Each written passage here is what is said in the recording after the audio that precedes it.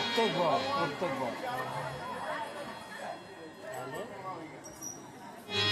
আমি এটাকে নিলাম।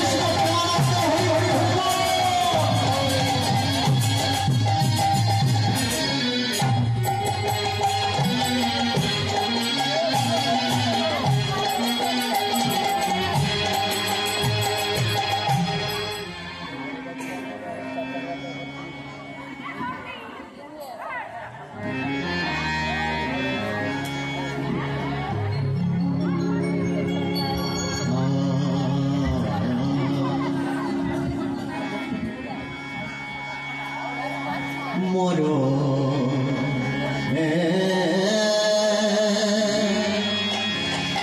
ওমর মেলা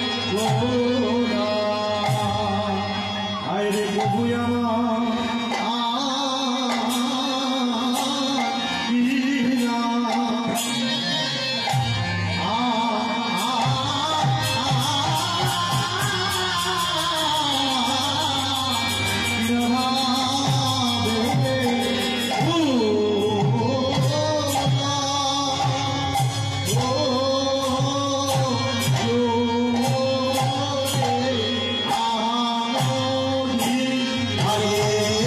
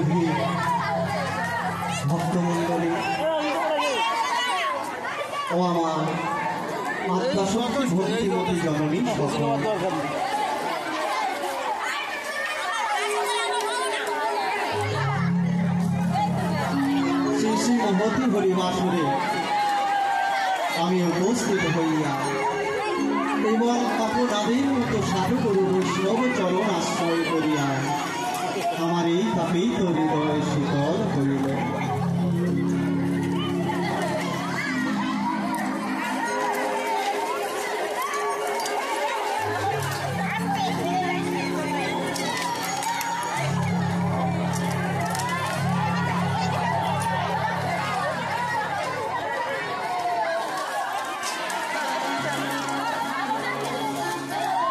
উপস্থিত সমস্ত কৃষ্ণ অনুরাগীদের চরণে জানাই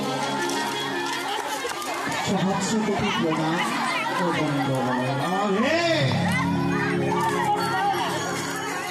দূর সুদূরে বসে যে সমস্ত ভক্তগণ আমার অনাদি আদি গোবিন্দে এই মধুর নাম আস্বাদন করছে এবং করার জন্য প্রস্তুতি নিয়েছে, সেই সমস্ত ভক্তদের চরণে জানাই সহস্র কোটি প্রণাম ও দণ্ডবত।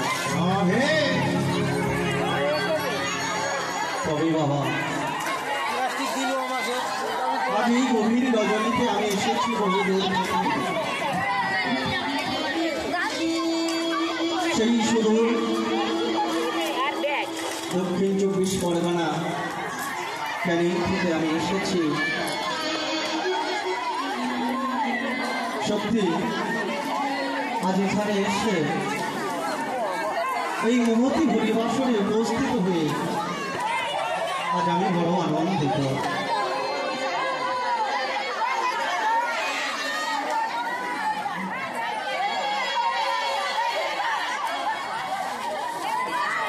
কারণ বাবা, এই গভীর রজনীতে আপনারা সবাই এসেছে আমার গোবিন্দের লীলা রস আস্বাদন করার জন্য। তবে আমি এসেছি আপনাদের মাঝে উপস্থিত হয়ে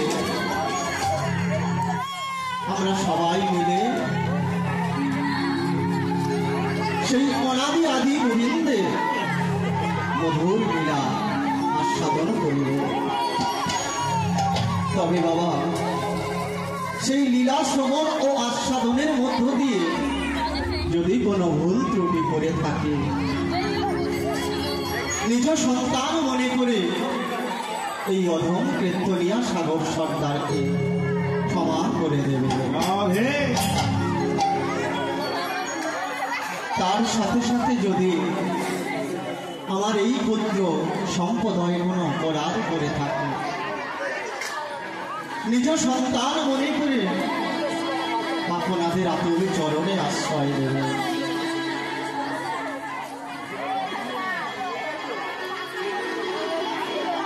তবে বাবা, এই জগৎ সংসারে আমরা সবাই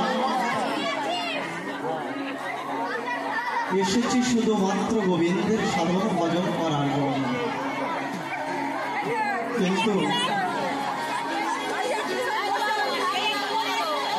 কিন্তু একটু একটু করে যখন গোবিন্দকে ভুলে এই জগতের মায়া, সংসারের মায়ার মধ্যে নিজেকে বেঁধে ফেলেছে, অনাদি আদি গোবিন্দ তিনি গোলক বৈকুণ্ঠে বসে তিনি মনে মনে চিন্তা করছেন,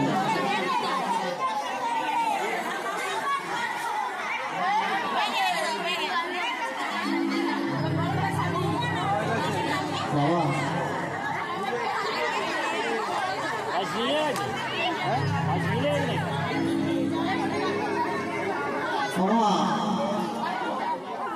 যাই হোক, লুট হয়ে গেছে, যার যার পাওনা পেয়ে গেছে, একটু শান্ত হয়ে বসুন।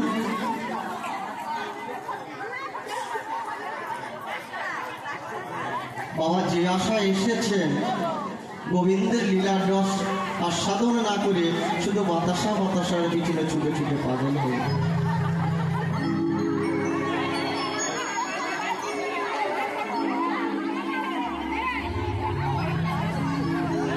মায়েরা একটু শান্ত হয়ে যদি না বসেন তাহলে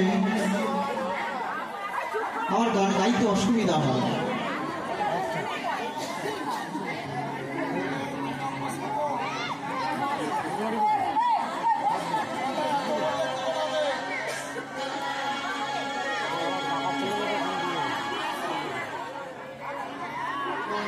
মা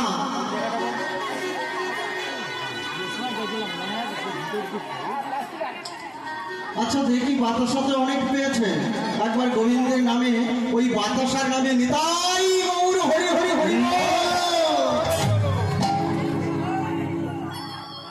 মা এই জগৎটা এমন হয়ে গেছে, আমরা যে শুধু যুগে যুগে কিভাবে ভগবানের কাছে পৌঁছাবো ঠিক তেমনই চিন্তাধারা আমাদের মধ্যে নেই। তাই গোলক বৈকুণ্ঠ ছেড়ে যিনি ত্রিভুবনের মালিক, বিশ্ব ব্রহ্মাণ্ড যার অঙ্গুলি হিলনে চলে, যার অফুরন্ত ভাণ্ডার, তিনি আজ ধরার বুকে নেমে এসেছে। কেন জানেন?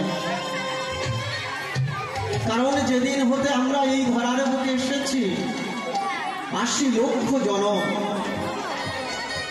এই জগতের বুকে কীট পতঙ্গ পশু পাখি বৃক্ষ হয়ে কত কষ্ট করেছি, কত দুঃখ করেছি, তার মধ্যে দিয়ে ভজন সাধন করেছি। কেন জানো? তার কারণ হলো ভগবানের কাছে শুধু আমাদের একটাই চাওয়া, যে ভগবান এমন সুন্দর একটা মানব জন্ম দিয়ে এই ধরার বুকে পাঠিয়ে দাও, সাধন ভজন।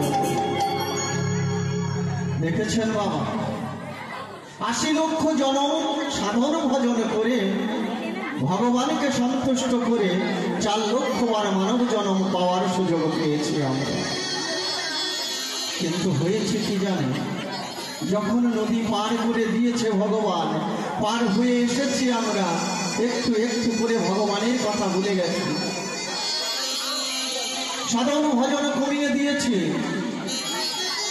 তাই তো ভগবানকে যুগে যুগে এই ধরার বুকে নেমে আসতে হয়েছে। কেন জানো? প্রত্যেকটি জীব হলো আমার অনাদি আদি গোবিন্দের সন্তান। তিনি শুধু ভগবান না, তিনি হলেন এই জগতের পিতা, তিনি হলেন জগৎ পিতা, আর আমরা হলাম সবাই তার জগৎ সন্তান। তাই কোনো পিতা মাতা চান না যে সন্তান অকুল দরিয়ার মাঝে দুঃখের মধ্যে একটু একটু করে ডুবে যায়। তিনি আমাদেরকে ভালোবাসেন, সন্তানের ন্যায় ভালোবাসেন। তাই তো তিনি ছুটে এসেছেন কোথায় জানো?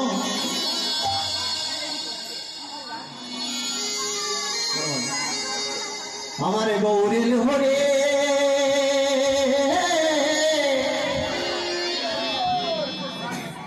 হইনা সোনার নদিয়া,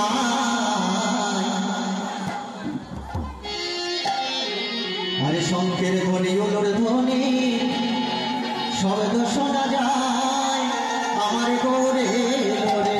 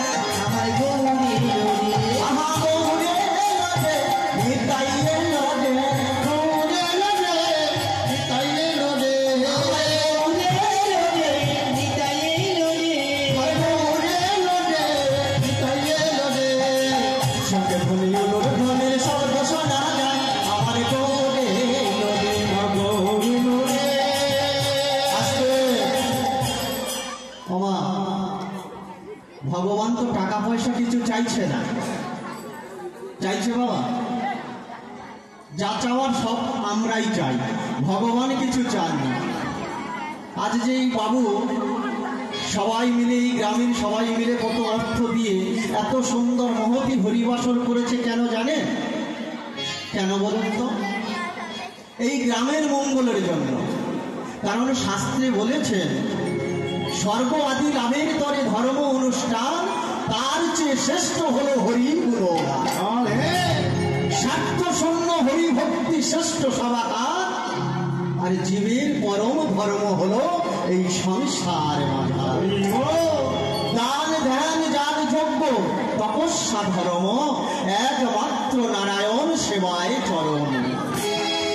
বাসুদেব ভিনে আর অন্য নাহে গতি, বুঝিয়া করহে কার্য যতে কসমতি।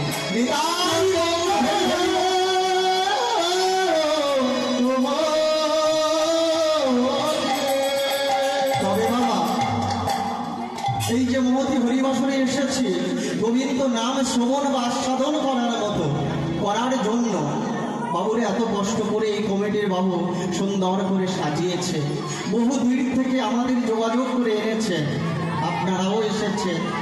সংসারের কত কাজ, ঘুম বন্ধ করে কত দুঃখ নিয়ে কত কষ্ট করে বসে আছেন এই রাত্রিবেলা। তবে বাবা, যদি সঙ্গে করে কিছু না নিয়ে যান তাহলে বৃথা বসে থাকা হবে। কারণ নাম শুনতে হলে ধ্যান জ্ঞান দিয়ে শুনতে হবে, তবেই তো ভক্তি জগাবে। আর এই ভক্তিতে একটু একটু করে হৃদয়ে জমবে কৃষ্ণ প্রেম। আর এই কৃষ্ণ প্রেমের কৃষ্ণ বীজ অঙ্কুরিত হবে, তবেই তো গৌর কৃপা। আমার গৌরে লোরে সোনার নদী আয়, সঙ্গে বলে মনের শব্দ শোনা যায়। আমার গৌরে লোরে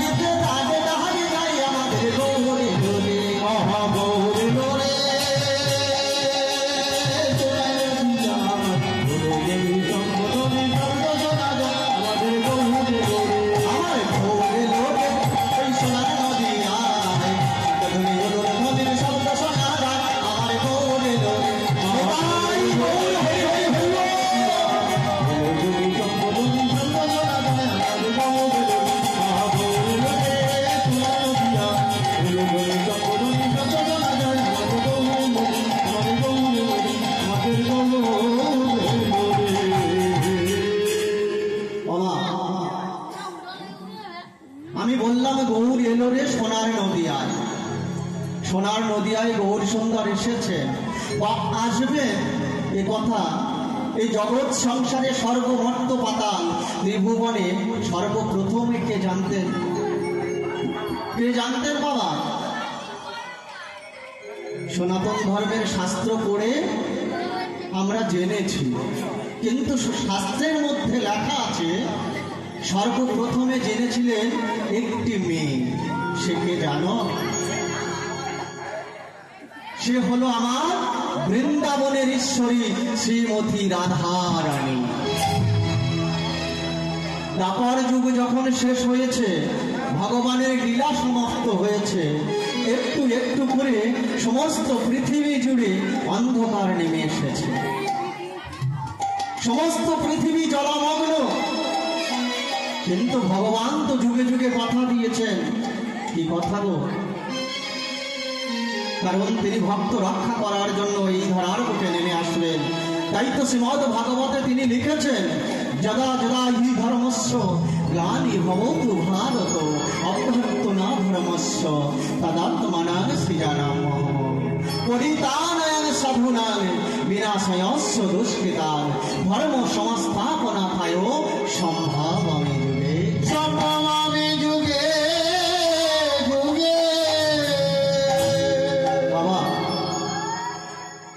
ভগবান যুগে যুগে নেমে এসেছে শুধু ভক্ত রক্ষা করার জন্য না, তার একটা কারণ আছে।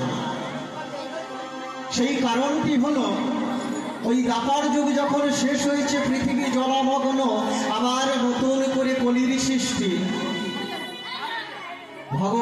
আসবেন গৌর রূপে নদিয়ায়,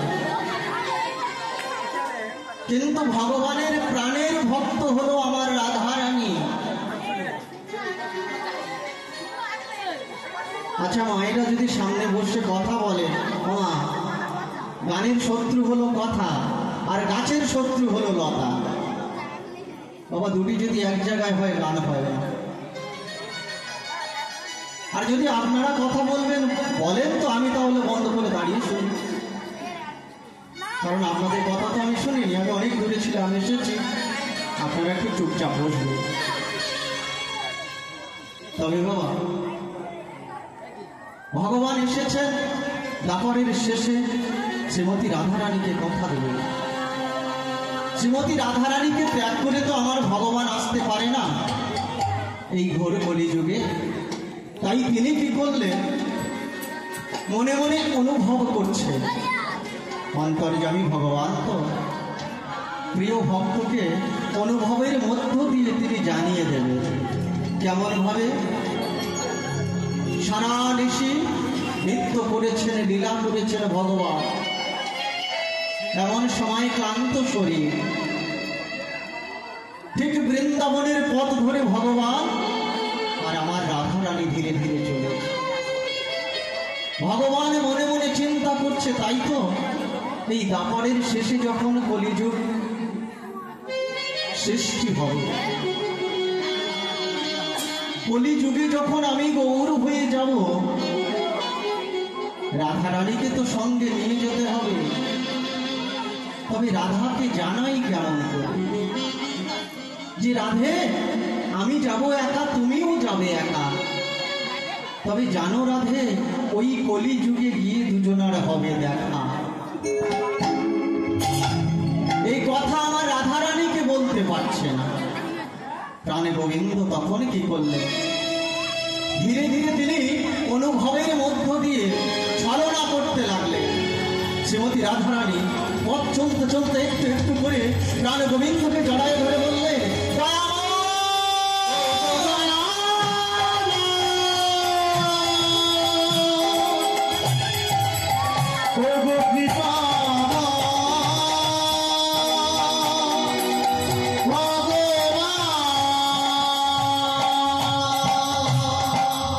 চমকে উঠলেন ভগবান। একই রাধে, রাধে তুমি পথ চলতে চলতে হঠাৎ আমাকে জড়াইয়ে ধরে দয়াময় দয়াময় বলে চিৎকার করছো, কি হয়েছে বলো রাধে, তোমার কি হয়েছে? শ্রীমতী রাধারানী প্রাণে গোবিন্দকে জড়াইয়ে ধরে বলছে, দয়াময় এই মুহূর্তে আমি যে বড় ক্লান্ত, আমি তোমার সাথে পথ চলতে পারছি না দয়া। জানো, আমি এই মুহূর্তে একটু বিশ্রামের প্রয়োজন আমার। এমন সময় সম্মুখে ছিল এক বৃক্ষ। শ্রীমতী রাধারানী বলছে, দয়া গোবিন্দ তুমি যদি এখানে বসো, আমি তোমার কোলে মাথা রেখে একটু শয়নে যেতে চাই। অন্তর্যামী ভগবান মনে মনে অনুভব করছে, তিনি বলছে, রাধে ও রাধে, এটাই তো আমি চেয়েছিলাম, এটাই তো আমি চেয়েছিলাম রাধে।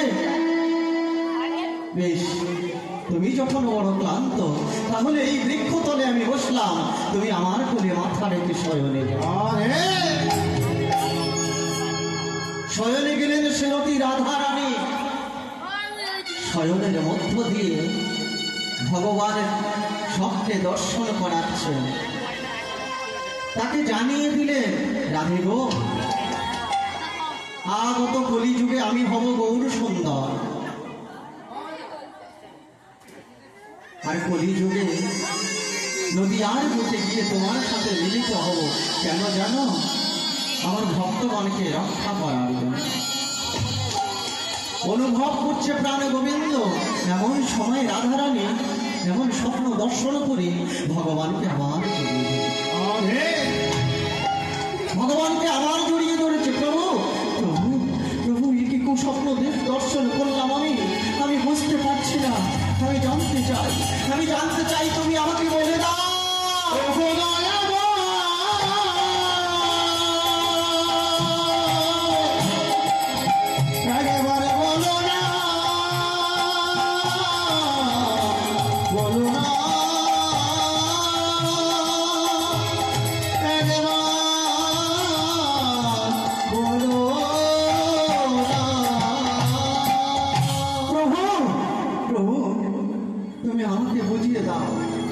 আমি কেন এই শয়নের মধ্য দিয়ে এমন কুস্বপ্ন দর্শন করলাম? আছেন রাধারানী, যিনি যুগ যুগান্তর ধরে অনাদি আদি গোবিন্দের সঙ্গ দিয়ে তার নয়ন জলে বহু হাসি খাচ্ছে,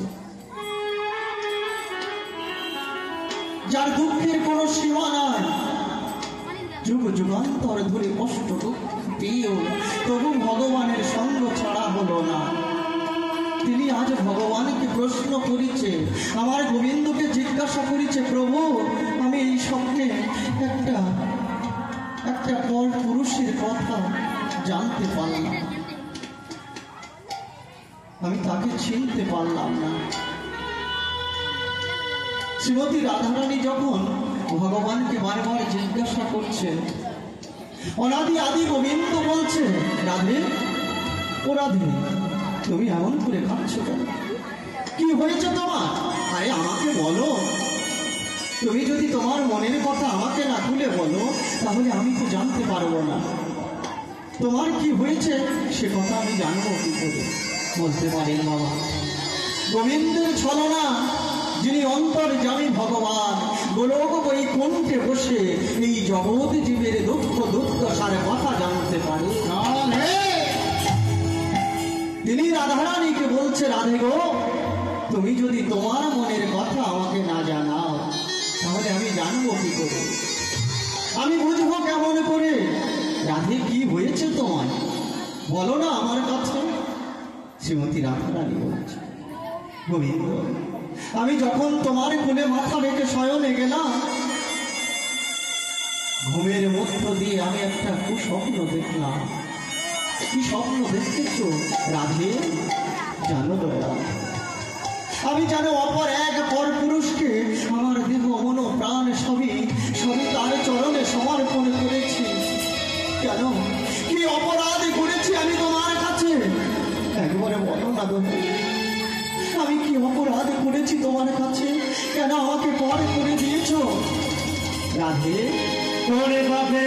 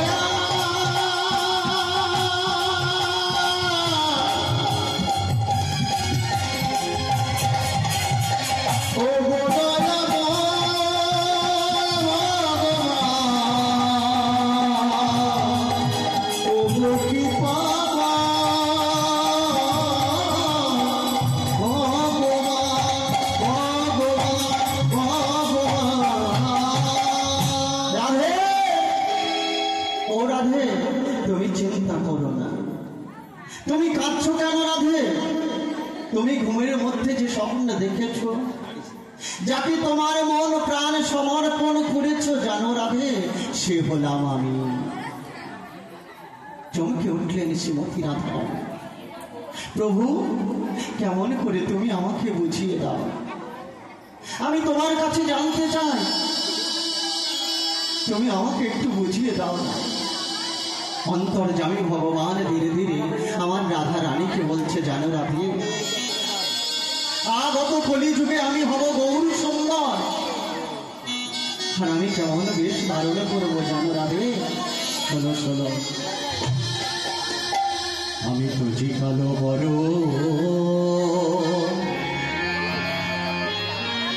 করিব ধার, করিব ধার।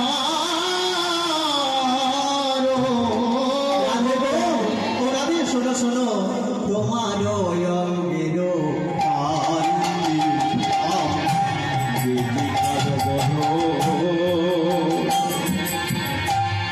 করিব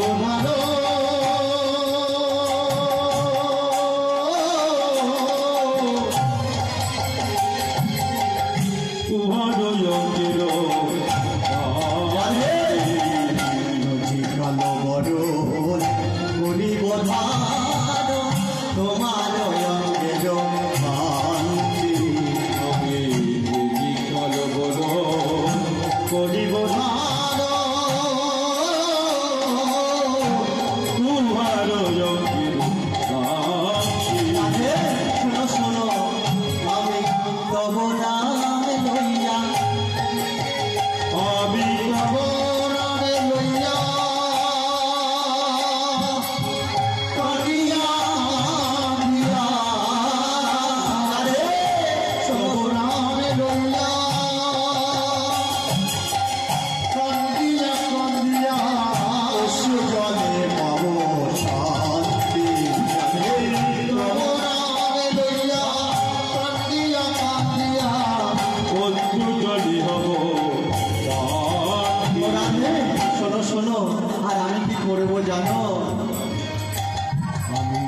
নদিয়ার পথে কেঁদে বেড়াবো, নদিয়ার পথে কেঁদে বেড়াবো, নদিয়ার পথে কেঁদে বেড়াবো, নদিয়ার পথে কেঁদে বেড়াবো। ও রাধে কৃপা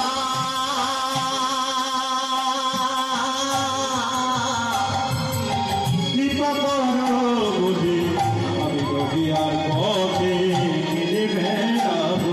আমি জয় রাধে শ্রী রাধে বলে নদিয়ার পথে কেঁদে বেড়াবো। রাধে কৃপা করো, আমি নদিয়ার পথে কেঁদে বেড়াবো। দাঁড়িয়ে দাঁড়িয়ে নদিয়ার পথে কেঁদে বেড়াবো। রাধে কৃপা বলে নদিয়ায় গৌর হরি হরি বেড়াবো, নদিয়ার পথে কেঁদে বেড়াবো। ও রাধে, আগত কলিযুগে আমি হব গৌর সুন্দর, আর আমার গায়ের রং হবে গৌর বর্ণ, অর্থাৎ ফর্সা। আমি কি করব জানো, যখন নদিয়ায় অবতীর্ণ হব শচী গর্ভ সিন্ধু মাঝে, তখন কি করব জানো, তোমার নাম বদনে নিয়ে এই কলিযুগের দাঁড়ে দাঁড়ে কেঁদে কেঁদে বেড়াবো। শ্রীমতী রাধারানী বলছে, তা হয় নাই বুঝলাম, তুমি গৌর রূপে যাবে নদিয়ায়, কিন্তু কিন্তু তোমার করণে কেমন বেশ থাকবে, কেমন বেশে ঘুরবে নদিয়ার পথে পথে, আমি তোমাকে চিনব কেমন করে। ও গো রাধে গো,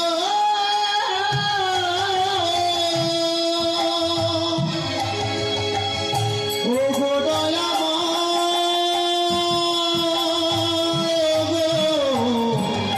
ও গো কৃপা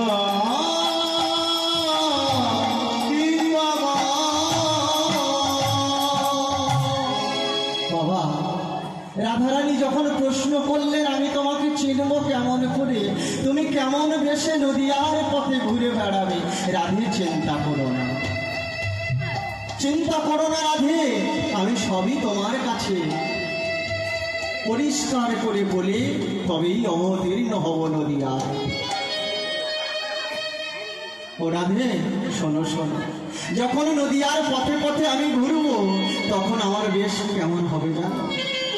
আমি তোমার কাছে বিদায় নিয়ে যখন নদীয়ায় যাব, তোমার কাছে আমার মনের কথা খুলে বলি, তবে শুনে নাও রাধে। আমি গৌর হয়ে যাব নদীয়া। রাধে রাধে শোনো শোনো, ও গো রাধে গো, রাধে শোনো শোনো, আমি গৌর হয়ে যাব নদীয়া। গৌর হয়ে যাব নদিয়া, গৌর হয়ে যাব নদিয়া। রাধে তোমার অঙ্গ কান্তি অঙ্গে মেখে, তোমার অঙ্গ কান্তি অঙ্গে মেখে, অঙ্গ কান্তি অঙ্গে মেখে গো রাধে গোড়া করি দেব ধুলা। গৌর হয়ে আমি গৌর হয়ে যাব নদিয়া। ও গো রাধে গো, গৌর হয়ে যাব নদিয়া। ও রাধে আমার বেশভূষা কেমন থাকবে জানো? জানো রাধে আমি কান্দে নেব ভিক্ষার ঝুলি।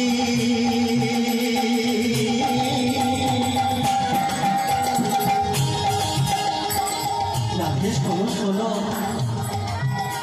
বদনে লব মধুর নামের বলি। ও গো রাধে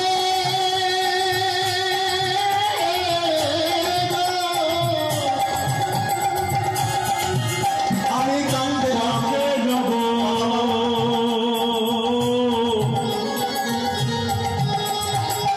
ভিক্ষার ঝুলি,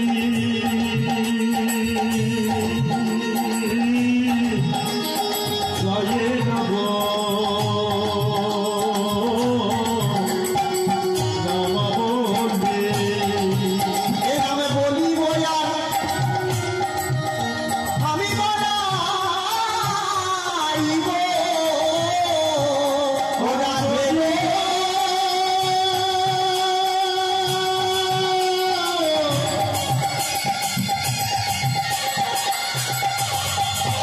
ও গো রাধে,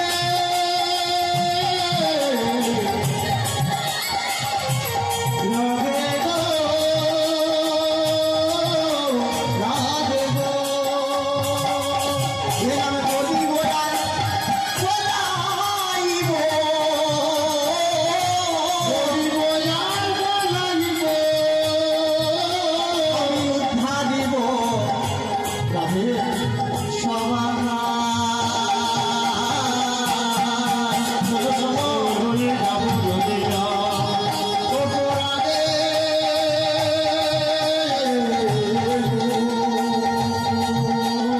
গৌর হয়ে যাব নদিয়া, আমি গৌর হয়ে যাব নদিয়া। নামে বলি বয়া আমি বলাইব। ও রাধে বলি বয়া বলাইব, আমি উদ্ধারিব সবার। গৌর হয়ে যাব নদিয়া। ও গো রাধে গো, গৌর হয়ে যাব নদিয়া, আমি গৌর হয়ে যাব নদিয়া। বিদায় হরি হরি হরি। গৌর হয়ে যাব নদিয়া, গৌর হয়ে যাব নদিয়া, গৌর হয়ে যাব নদিয়া। বাবা, সেই দাপর যুগে ভগবান শ্রীকৃষ্ণ আমার রাধা রানীকে কথা দিলেন, রাধে আগত কলি যুগে আমি হব গৌর সুন্দর, আমি কান্ধে ভিক্ষার ঝুলি নিয়ে নদী আর পথে পথে এই মধুর নাম বদলে আমি কেঁদে কেঁদে এই কলিহত জীবের উদ্ধারের জন্য সচি গর্ভ সিন্ধু মাঝে অবতীর্ণ হব। তাই তো গৌর সুন্দর যখন নদিয়ায় অবতীর্ণ হয়েছে তাকে ছোঁয়ার জন্য, তাকে চেনার জন্য বেলি অবসান কালে অর্থাৎ সন্ধ্যার সময় আমার বিষ্ণুপ্রিয়া গেলেন।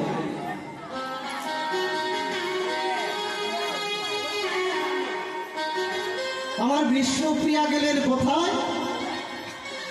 সুরধনী গঙ্গার তীরে। আর গৌর সুন্দর কি করলেন? ওই সুরধনী গঙ্গার তীরে উপস্থিত হয়েছে। আর সেই গৌর রূপে নয়ন দিয়ে আমার বিষ্ণুপ্রিয়া কি করলেন? প্রিয় সখী কাঞ্চনাকে ডেকে বলছে, কাঞ্চনা রে, ওরে কাঞ্চনা রে, ওরে কাঞ্চনা রে,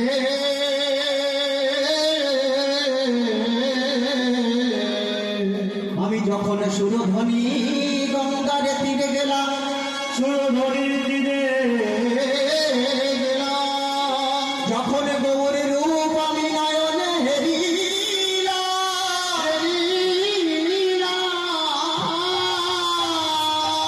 সেই রূপ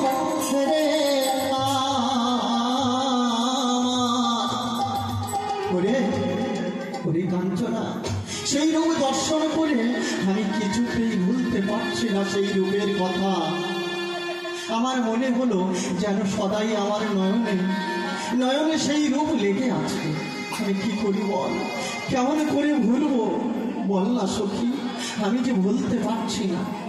প্রিয় সখী কাঞ্চনা বলছে, এই সখী আমি কি রূপ দেখেছি, আরে কেমন রূপে দেখে এসেছি, আমার কাছে তোর মনের কথা, মনের কথা বলে। এই সখী, সখী রে, আরে আমার তো সৌভাগ্য হলো না যে আমি তোর সাথে যদি যেতাম তাহলে নয়ন ভরে সেই গৌর রূপ দর্শন করতে পারতাম, কিন্তু আমার হলো না। তুই যখন দেখে এসেছিস তাহলে কেমন রূপ দেখেছিস আমার কাছে মনের কথা খুলে বল। শ্রীমতী রাধারানী বলছে, আমার গৌরাঙ্গ রূপের নদী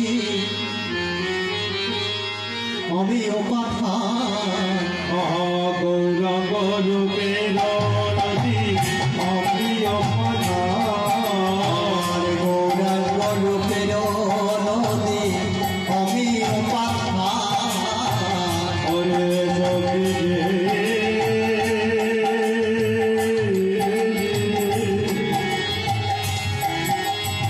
ওরে কাঞ্চনা রে,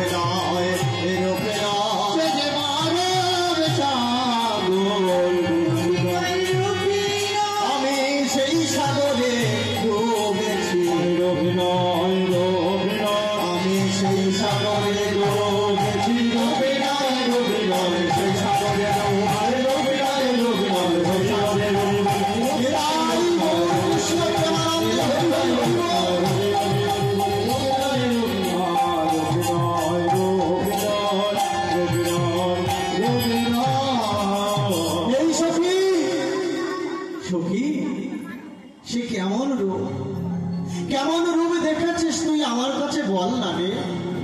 ওরে আমার তো সৌভাগ্য হলো না, তুই যদি মনের কথা আমার কাছে খুলে বলিস তাহলে হয়তো একদিন না একদিন আমি ওই গৌর রূপে নয়ন দিতে পারবো। বল না সত্যি আমার কাছে খুলে বল, কেন তুই কাঁদছিস আর সে কেমন রূপ দেখেছিস বল না রে।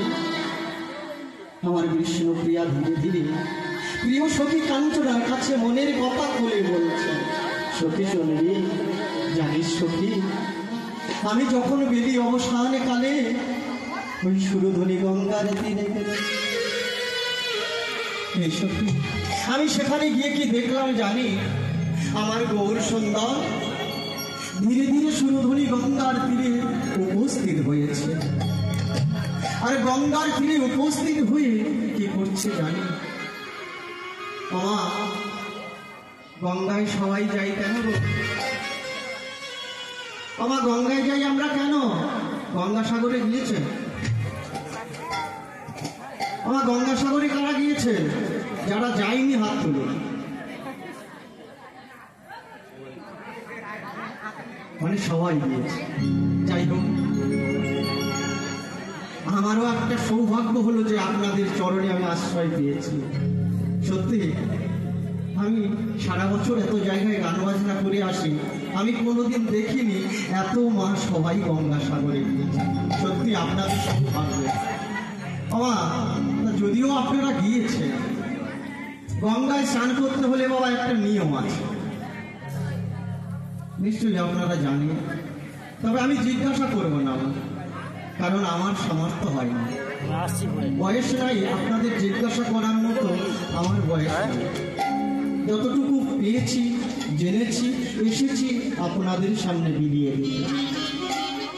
আপনারা যদিও নিয়মটি জানেন,